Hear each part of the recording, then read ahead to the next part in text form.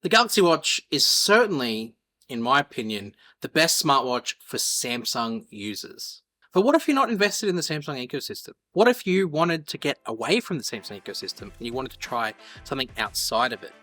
What other options do you have? The Mobvoi Ticwatch 5 Pro. Now let's go. Welcome back to Tech with Benefits. Daniel here. Bit of a different one today. Mobvoi reached out to me and actually wanted to send me the Ticwatch 5 Pro for review. I was a bit hesitant at first, as someone who has used exclusively Samsung products for the last 10 years.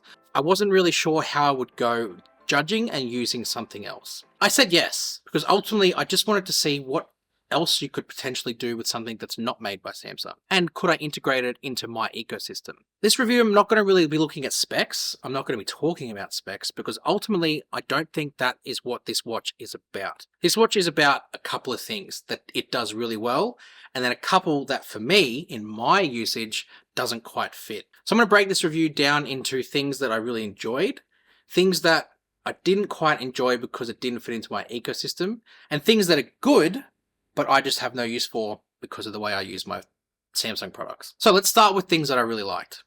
I really cannot stress this enough, love the battery life. I think it's universally known that this watch lasts days. Like, I'm not talking 1 or 2 days, 3 days. I'm talking you can get up to a week of battery using this completely. Whether that be heart rate being turned on all the time, constant, whether that having always on display, which you can't turn off anyway, but whether that be that being on as well, it just goes and goes and goes.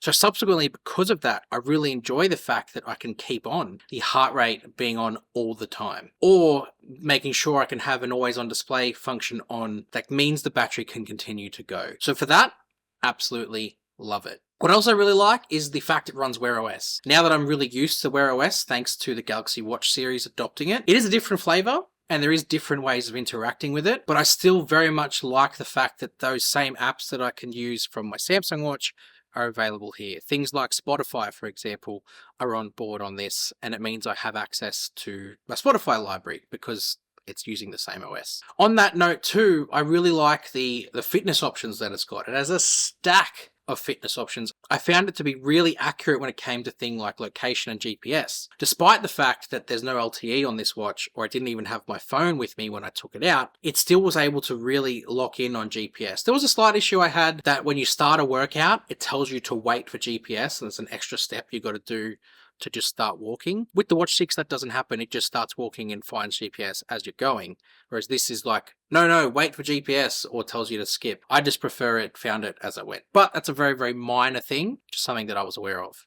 So I loved those things about this watch. The battery life in particular was great. It's also got some really good watch face options, so I really liked that too. And for me, that kind of whole thing really gave me a really good start and good experience from the offset. It comes with an app. Now, this app is an all-in-one, so you can change your watch faces, change the watch settings, and see your health profile in the same app. Whereas Samsung, you've got this across a multitude, Galaxy Wearable and Samsung Health. That, I think, is just down to the fact that they don't own the hardware experience of a smartphone, that they've got to develop an all-in-one app. From that, things that I liked, absolutely the battery. Fantastic. And the charging, actually. The charging is one I like and didn't like, but I'll get to that. It charges really, really fast with the charger that comes in the box. So that's something too. Props to them for that, because if you do eventually run out of battery, you're very much in no time getting it back on your wrist because of how quickly it charges. Now let's move on to the things that I didn't quite enjoy. The first thing is the design. I love round smartwatches and I really love the look of them. And from afar, this looks great. I actually probably should put that in something I like.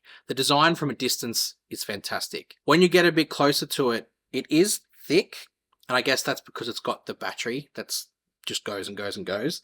There was something that I didn't quite like about it. I think it could be the digital crown. That operation as part of the design, for me, just didn't feel natural.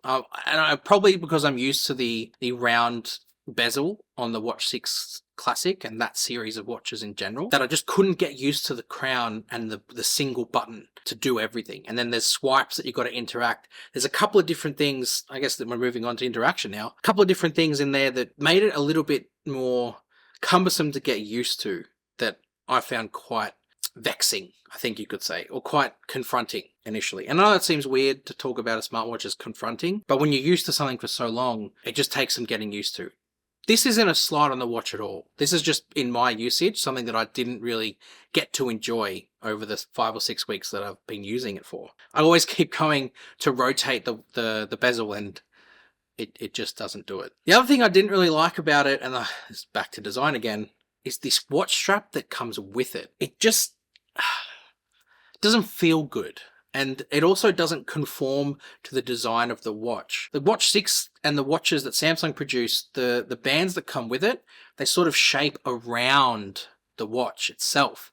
And it has this tight, snug fit, and it conforms and fits in with the way it fits on your wrist. Whereas I just didn't feel that with this. I felt the band just became a bit cheap as part of the experience. And the fact is that the rubber slider has just fallen off and I can't find it. So now I'm just flapping around in the wind with it. So that's all part of it. The other thing that I liked it, but at the same time I found it quite frustrating, is the always on display. You cannot turn it off. There is no setting, no toggle in here to actually turn this off at all. Now, that's a feature and a function that they advertise as being a benefit. The fact that you've got this always on display, and look, it doesn't actually take away from the usage of your watch. Having an always on display like this and not impacting battery, it's the best way to do it. But I still think there should be an option in here to disable it altogether. The reason why is because when I lift the watch face up, it doesn't actually go to the watch face I've chosen. It just makes the always on display watch face brighter. Now, I could switch to the more powerful, less battery conservative AMOLED always on display, but I think that kind of defeats the purpose of what they're trying to do here. So I just think a third option, chuck it in there, turn it off altogether, because what I like about my watches is that they're off altogether when they're like this, and then when I bring it up, the software realizes it and shows me the watch face that I've chosen. So I think for that reason, having no always on display as an option should be there.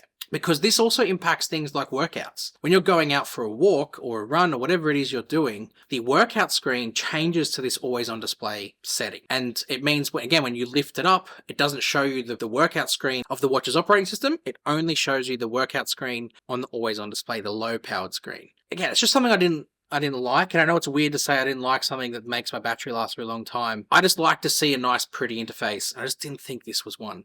And finishing off with things that aren't really here or there for me, but again, they don't really fit into my ecosystem. But if you're not part of Samsung ecosystem, it'll absolutely be fine. And that's the fact that there is its own app. The app integrates with Google services. And I, as someone who's used Samsung Health his entire life, basically, not when I was born, obviously, it doesn't integrate in with that. All the health data that I've accumulated over my years of using Samsung phones and products doesn't come with me. And I just lose all of that. That sort of stuff, it's not a slide on the watch or the brand or itself at all. It's just different to what I'm using. It doesn't slot in with me. The other thing too is the charging. I'm very much in the wireless charging ecosystem. I have a wireless charger trio sitting at my bedside table where I charge my phone, my buds, and my watch all at the same time. This can't do that because it has the pin connector for the charging. It needs its own proprietary charger. So I can't use my chargers that I've got for my other watches or my ecosystem with this Ticwatch 5 Pro,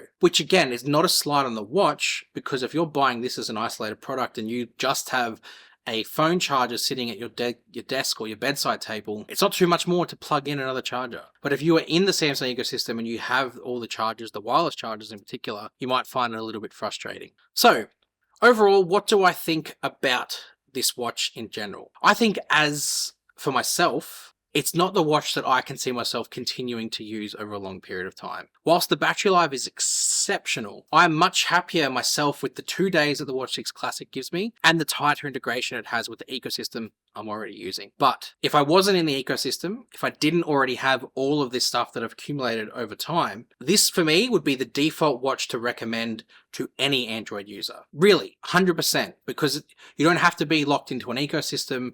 It gives you all of the functions that you might want: the constant heart rate monitoring, the fitness tracking that's got a stack of different exercises that it can track, the location's very accurate, and it's got Wear OS, and of course the long battery life. So I absolutely have no hesitation recommending it for that type of person. But for myself, I just didn't slot in with what I use it for. That's it for this week. Thank you to Mobvoi for sending this out. I really do appreciate it. It's a great watch. You've made a great product, and wish you all the success with future releases. Please make sure you guys subscribe. I've got a stack of Samsung content on the channel already with plenty more planned. Between now and the next videos, make sure you're coming out with me on Twitter/X and also on Instagram. And I'll see you next time. You!